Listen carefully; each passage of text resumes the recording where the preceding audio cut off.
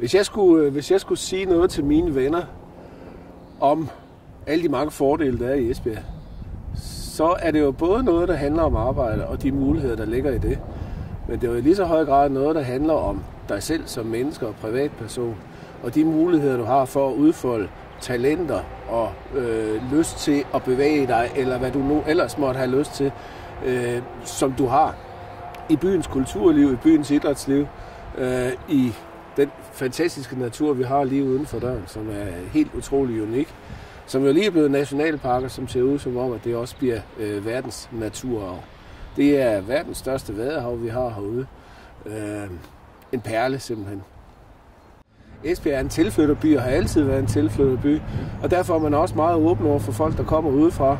Det er ikke sådan, at du bliver målt og vejet på, hvad din familie har været igennem generationer. Du bliver målt og vejet på, hvad du kan.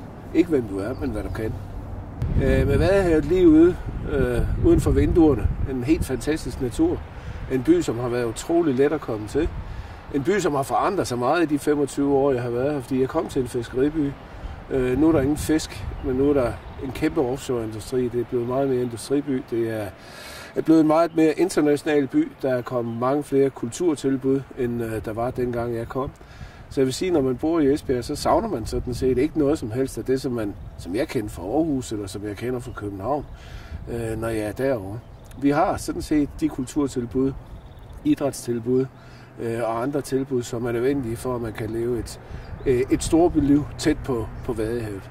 Hvis vi kigger på den krise, som har været i Danmark siden 2008, så er det jo ikke en, vi har mærket her i Esbjerg, netop fordi vi har en offshore-industri, olie, gas, vind, som er international. Vi har verdens største havn for offshore vindenergi.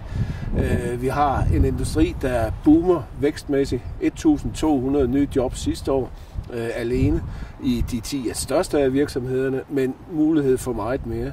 Og den udvikling, den stopper ikke. Det man også skal tænke på, det er den offshore-industri, som har hjemme i Esbjerg. Den er jo ikke bare, forholder sig jo ikke bare til Nordsøen og europæiske forhold. Den er global. Den arbejder globalt. Og det vil sige, at man virkelig, hvis man kommer hertil som ny ansat i den lokale offshore-industri, så har man hele verden som arbejdsplads.